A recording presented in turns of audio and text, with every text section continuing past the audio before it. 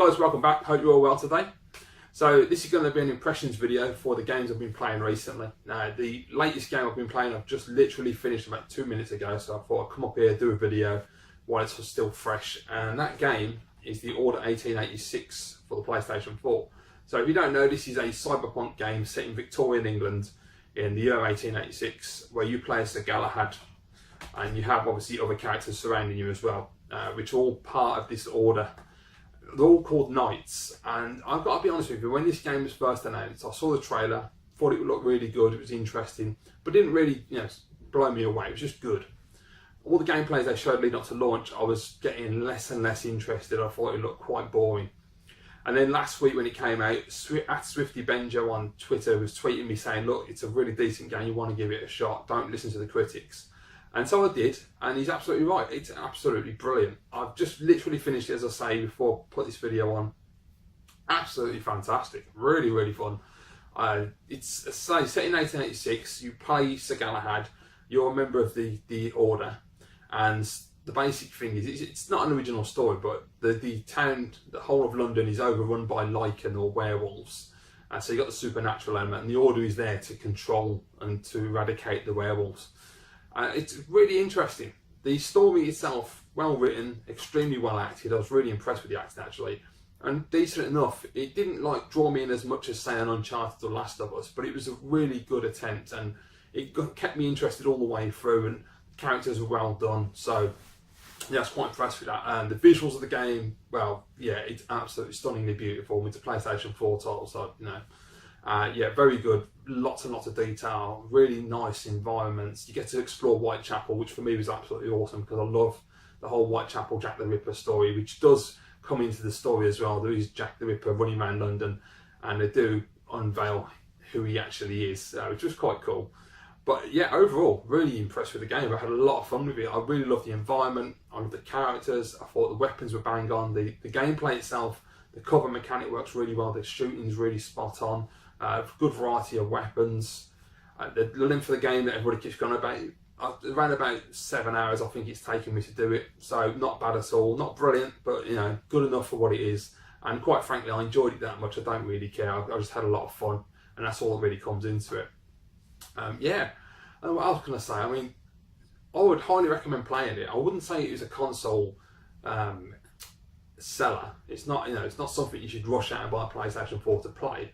So if you're on the fence about going next gen, I'd still wait a bit longer till there's a few more games out. But when you do get a PS4, definitely pick up the Order 1886, I can't even say it, because it's just a hell of a lot of fun, especially if you like cover shooters as well. And even if you don't, just give it a try, because you will enjoy it. As I say, the whole running around Victorian London is just brilliant. There are a couple of minor criticisms I've got of the game, and they are minor. One is the fact that the game has no surround sound mode, which I don't understand the logic in that at all. It literally has two options, stereo headphones and stereo speakers, which is beyond me. In 2015, and all last gen games had surround sound, so what the hell? Someone's going to now tell me that some games didn't, and maybe they didn't, but for the majority of the games I played, I had surround sound.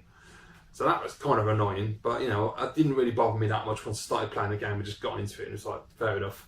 Another thing that is, since The Evil Within, it seems to be a trend that they're going to put games in letterbox. Now, I thought that was going to piss me off because I don't like it in films, and I know the reason why it's in films because the TVs are 16:9 and they have to be 21:9 to get the full screen and all that.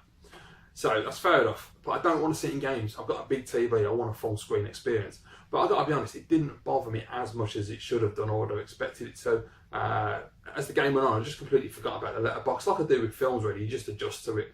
But yeah, I don't like it, but I can accept it, but I prefer they didn't do it and they just went back to full screen. Because it gives a cinematic feel, but quite frankly, you don't need to do that to give a cinematic feel. Naughty Dog have proven that enough to, so... Yeah, other than that, the only other minor gripes I had were near the end of the game. Like a lot of games, they ramp the difficulty up and they just spam you with loads of enemies, and they spam you with grenades, which annoys the shit out of me because I hate that so much. It really irritates when you're constantly getting grenaded, and the grenades are super accurate, they never miss, they're always in your vicinity and blow you up. Very frustrating. Also, they got a Spec Ops The Line issue where you've got a shotgunner who just runs in and annihilates the crap out of you if you're not careful. That was annoying, a bit overpowered. It's a very minor gripes, as I say. It's really hard to find major issues with this game because I had so much fun. I really enjoyed the gameplay and the story and the gunplay and the characters and just the environment. It's just a really, really fun title. Yeah, I mean, was there anything else that bothered me? So we got, yeah, I mean, obviously there's a letterbox, there's no surround sound, there's the spamming of the grenades, there's, yeah.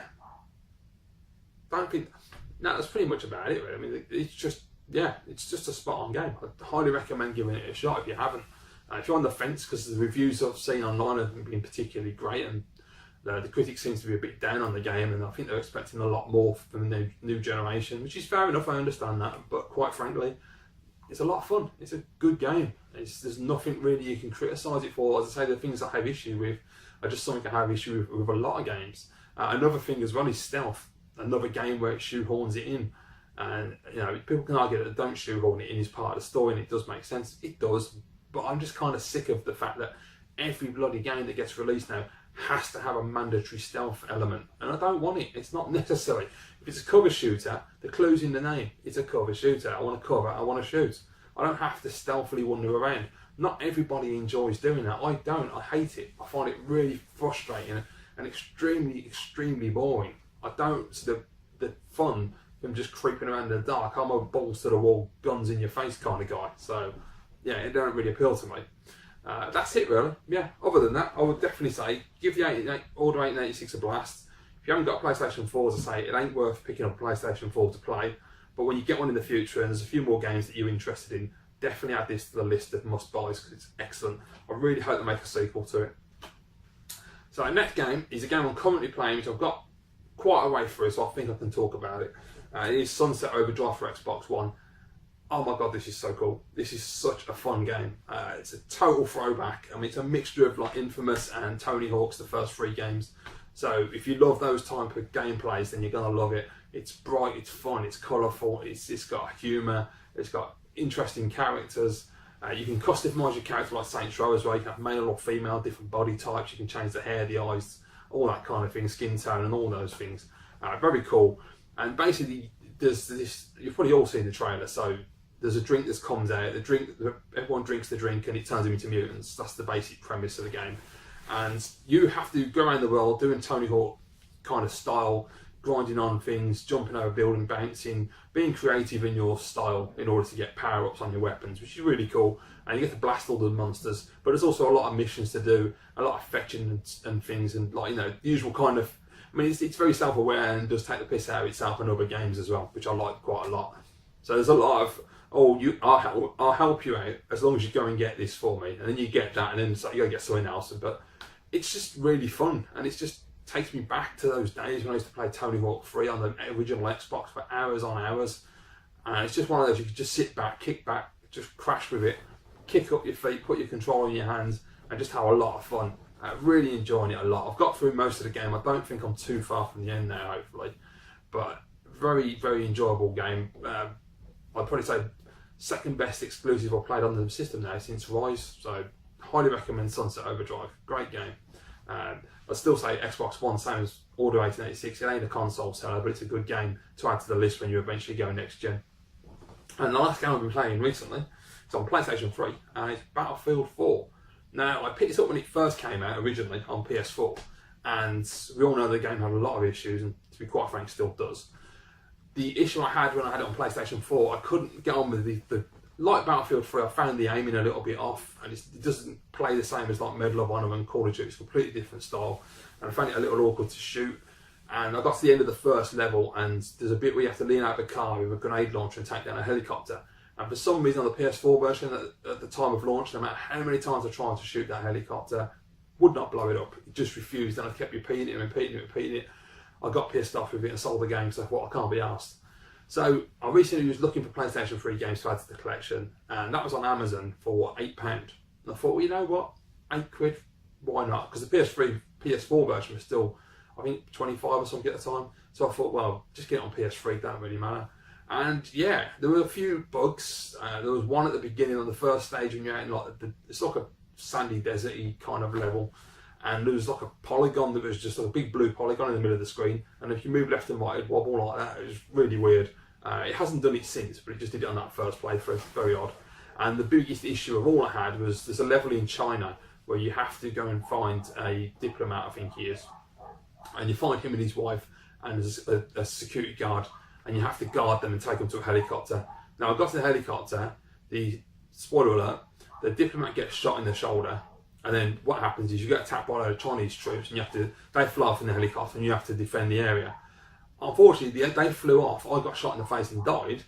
The game reloaded the checkpoint and it all went black, and I could hear all the action, I knew what was going on, but I couldn't see anything. And I was like, what the hell's going on? And I couldn't do anything.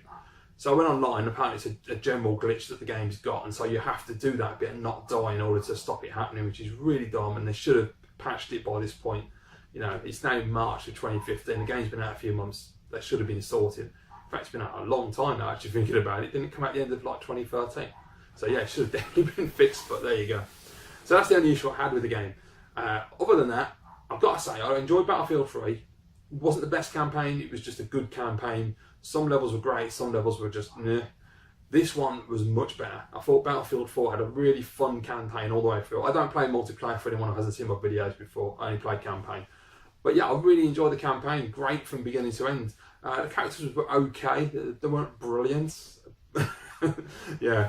But the gunplay and that, I managed to get to grips with the aiming, and it was fine. And I had a lot of fun from level to level. It's just a standard military shooter with a very paper-thin storyline, but it was good. The only problem I had, and I can't remember what his name was now, the guy that played the one character, who's the guy with the scar, who's in The Wire, and he's also in the RoboCop movie that came out not long ago, played the partner of Alex Murphy.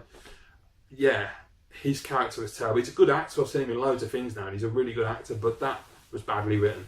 He was basically written as a stereotype, and he was just angry and distrustful, and it was just like, I've seen it so many times, and it's really bad.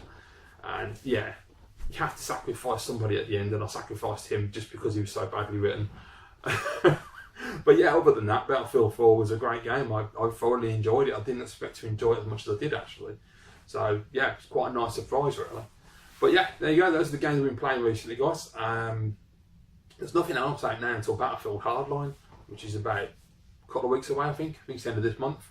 So I probably won't get it this month. I'll wait till a month down the line or something when it's dropped in price. Because I only played a campaign, I'm not going to pay 45 quid for a bleeding game that's going to last me a couple of hours. And all right, the Order 1886 only lasted 7 hours, but that had a lot of fun, and it had a lot of value. That's the word I'm looking for, a lot of value. Whereas Battlefield games don't. They're pretty generic, and you know, they're good campaigns, but not great campaigns, and the story's irrelevant. At least with the Order, it's got a decent story on it. So there you go, guys. Thank you very much for watching. I hope you enjoyed this video. Please let me know down below in the comments what you thought of those games, especially the Order 1886 as it's just come out. I'd be interested to see what other gamers think, because the press aren't being very nice about it, and it seems that gamers are liking the game and the critics aren't. It seems to happen quite a lot, doesn't it? Thank you very much for watching, guys. Please remember to like, comment, share and subscribe, and I'll see you in the next video.